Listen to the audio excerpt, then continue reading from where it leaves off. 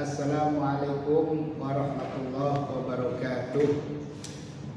Pada pertemuan kali ini dalam mata kuliah ilmu pendidikan Islam, kita akan membahas tentang hakikat dan tujuan pendidikan Islam. Kita tahu bahwa pendidikan Islam ini merupakan sebuah sistem yang memiliki keterkaitan antara komponen-komponen pendidikan itu sendiri, antara lain tujuan pendidik, peserta didik, alat-alat pendidikan, dan lingkungan. Dengan demikian, pendidikan Islam sebagai suatu sistem merupakan suatu kegiatan yang di dalamnya mengandung aspek tujuan, peserta didik, pendidik, alat pendidikan, dan lingkungan yang satu dengan yang lainnya berkaitan dalam membentuk suatu sistem terpadu. Apabila salah sistem aspek pendidikan tersebut berubah, tidak mustahil yang lainnya akan berubah. Kita lihat sekarang hakikat dari pendidikan Islam. Ya, apa sih hakikat itu sendiri? Memiliki arti dasar, ya, atau kenyataan yang sebenarnya. Kita tahu bahwa pendidikan sendiri menurut Ahmad Tafsir merupakan pengembangan pribadi dalam semua aspek, dengan catatan bahwa yang dimaksud pengembangan pribadi ini adalah pengembangan diri sendiri, lingkungan, dan orang lain. Konteks Islam, istilah pendidikan mengacu pada makna dan asal kata pendidikan itu sendiri. Maka dalam konteks ini, ya, perlu dikaji hakikat pendidikan Islam yang didasarkan pada beberapa istilah yang digunakan oleh para ahli pendidikan.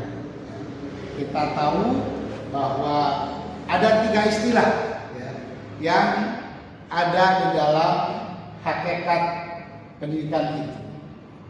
Pertama adalah tarbiyah, kedua taklim, dan ketiga takdim. Nanti silakan kalian itu dibaca lebih luas tentang apa pemahaman pengertian dari tarbiyah, taklim, dan takdim. Lalu berikan contohnya. Ini merupakan penugasan untuk mahasiswa dalam memperdalam tentang hakikat pendidikan Islam. Formulasi hakikat pendidikan Islam tidak bisa dilepas begitu saja dengan ajaran Al-Quran dan As-Sunnah, karena ini merupakan pedoman otentik, ya, dalam penggalian khazanah ilmu Islam. Nah, contoh misalkan tentang at-tarbiyah. At-tarbiyah ini berasal dari kata rabbayan.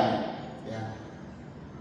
Menurut Abi Baidawi, mendefinisikan tarbiyah sebagai proses mengkomunikasikan sesuatu secara jelas dan ringkas mencapai hasil sebaik-baiknya. Dan Ibnu Sina mengatakan bahwa tarbiyah adalah pembiasaan, yaitu satu perbuatan yang diulang-ulang dalam satu lingkaran yang terus-menerus dalam waktu yang cukup lama. Kemudian ada istilah taklim. Ya, kita tahu bahwa taklim ini dalam tafsir Al-Manar merupakan reaksi untuk menanamkan beberapa ilmu kepada jiwa seseorang tanpa suatu perbatasan yang syarat apapun. Oleh karena itu, taklim hanya menyangkut aspek kognitif dan tidak meluas kepada bidang yang lainnya. Dan yang ketiga, istilah pendidikan itu dalam bahasa Arab takdim, biasanya diterjemahkan dengan kata budi pekerti, moral, akhlak, atau etika. Takdim di sini memiliki akar kata, ya, yang sama dengan istilah peradaban atau kebudayaan. yang baik akan melahirkan peradaban yang baik pula. Takdir berarti pengenalan dan pengakuan setiap manusia terhadap berbagai tatanan Allah Subhanahu wa Ta'ala. Takdir terdapat proses perubahan di dalam takdir, sikap mental individu. Misalnya kita menghormati kedua orang tua. Lalu apa sih tujuan dari pendidikan? Kita akan membahas kali ini tentang tujuan pendidikan Islam juga. Menurut para ahli, salah satunya ini tujuan atau sasaran adalah secara istilah batas akhir yang dicita-citakan. Menjelaskan bahwa tujuan pendidikan Islam pertama membentuk insan paripurna yang pada akhirnya dapat mendekatkan diri kepada Allah, dan yang kedua membentuk insan paripurna untuk kebahagiaan hidup di dunia dan akhirat. Jadi lebih luaslah bahwa tujuan pendidikan Islam ini bukan saja kepentingan dunia tapi juga akhirat. Inilah kelebihan daripada pendidikan Islam. Lalu kita lihat ya, ada pendidikan jasmani, pendidikan akal, dan pendidikan khuluqiyah atau akhlak. Oleh karena itu dapat kita simpulkan ya bahwa pendidikan Islam merupakan sebagai satu sistem, suatu kegiatan yang di dalam mengandung aspek tujuan peserta didik, pendidik, alat-alat pendidikan, lingkungan, satu dengan yang lainnya, saling berkaitan satu sama lain secara terpadu. Pencapaian tujuan yang telah disebutkan sebelumnya hanyalah merupakan sebagian dari capaian harus tujuan pendidikan Islam dicapai. Sementara tujuan pendidikan Islam yang paling tinggi adalah tujuan hidup seorang muslim itu sendiri. Sementara tujuan hidup seorang muslim adalah pengabdian kepada Allah. Kita tahu bahwa manusia diciptakan oleh Allah itu pertama adalah tugas kita ini adalah pengabdian kepada Allah. Wa ma khalaqul jinna wal insa illa liya'budun. Yang kedua, manusia diciptakan oleh Allah, diturunkan ke bumi, ini adalah sebagai khalifatullah, khalifah fil ard. Inni ja'ilun khalifatan fil ard.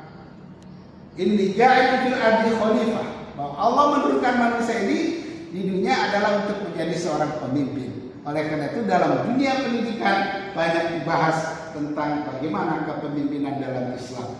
Nah, inilah barangkali pertemuan sekarang yang dapat saya sampaikan. Nanti ada tugas yang harus dikerjakan, salah satunya tentang bagaimana ciri-ciri tentang kepemimpinan dalam Islam dan model-model kepemimpinan Islam. Ini harus dibuat dalam suatu makalah yang nanti boleh dikirim dalam tugas kelompok melalui Google Drive ataupun email yang ada di Bapak Yusuf 0804 ya, @winssc.ac.id. Barangkali inilah yang dapat Bapak sampaikan. Mudah-mudahan pertemuan yang akan datang kita bisa bertemu kembali dan membahas beberapa materi yang merupakan kelanjutan dari mata kuliah pendidikan Islam. Sekian, Assalamualaikum warahmatullahi wabarakatuh.